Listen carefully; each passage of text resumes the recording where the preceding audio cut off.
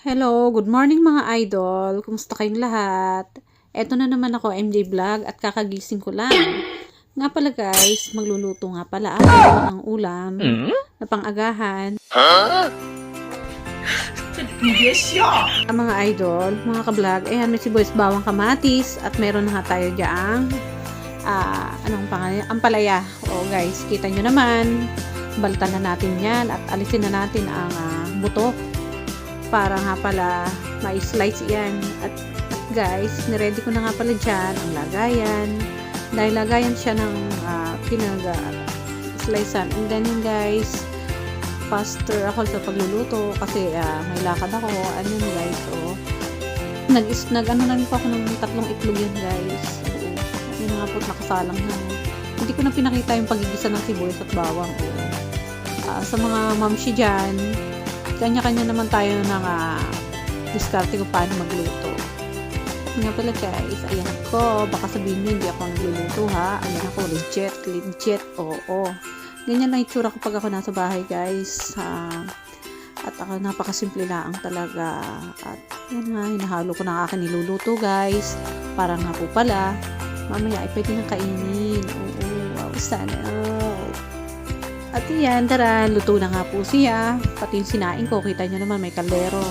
Nausap pa. Ika, kain tayo.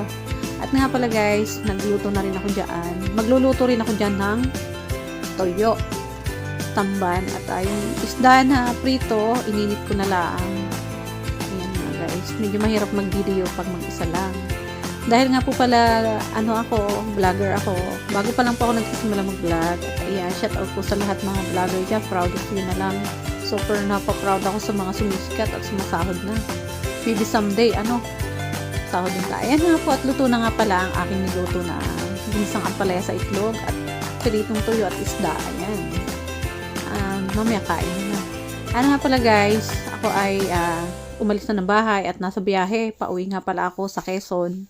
Para nga po pala bisitahin ang aking anak na maliit. Sobrang miss ko siya.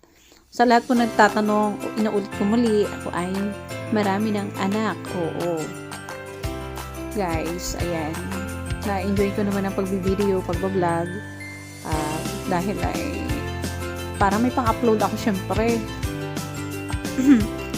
Ay nasa parting papunta ng Ayala yan. Oo. Ayala guys yan eh. Alabang.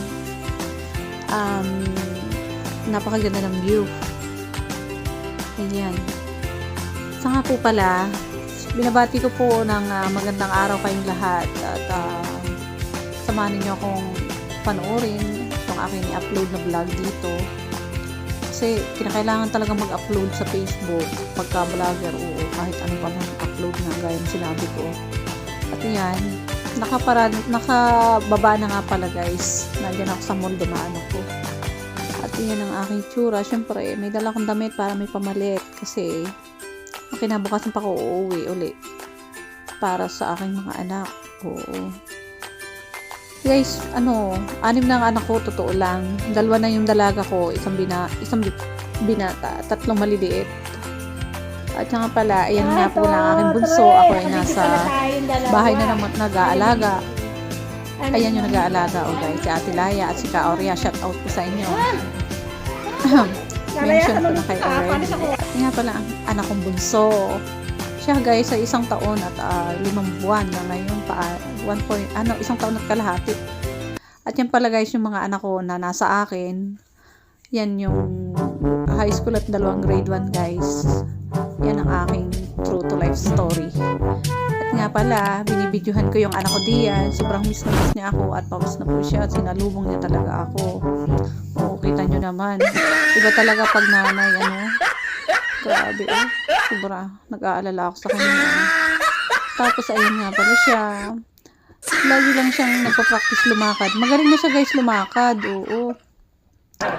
Taran. Paikot-ikot lang talaga siya dyan. Ikot lang siya ng ikot. Kasi yung bahay ng mag-aalaga, yan siya. Okay naman. Yung may-ari ng apartment guys ang nag-aalaga sa kanya. At plano ko sa 1 linggo, isama ko uli siya sa lahat ng lakad ko. Dahil namimiss ko talaga yung anak ko. Iba talaga yung alaga ng ina. Ayan, iikot na naman siya dyan eh. Oh, grabe. Oh, ayan oh, tinan nyo naman. Hala. Tuwan-tuwa talaga siya. Oh, ayan. Binubulag niya talaga. Peekaboo. Peekaboo daw kaming dalawa. Diba? Saan pala guys, yan lang ang gusto kong ipakita sa inyo yung anak ko. Yan ang anak kong bunso. Salamat po sa lahat na nanonood sa akin. And God bless po. Yan. Siyempre, hindi naman tayo laging ang pagbibideo guys. Ganyan talaga ang pagbablog. Oh, kita nyo naman. Ang anak kong bunso, kamukha ko. Sige guys, thank you ulit sa inyo once again. Again ulit. Pamangkin ko nga pala yan. Nasa mall pa kami yan guys. Anak ko, ayan. Yung ibang video ko dyan, ini-replay ko na lang. Sige na, bye-bye. Paalam sa inyo lahat. God bless.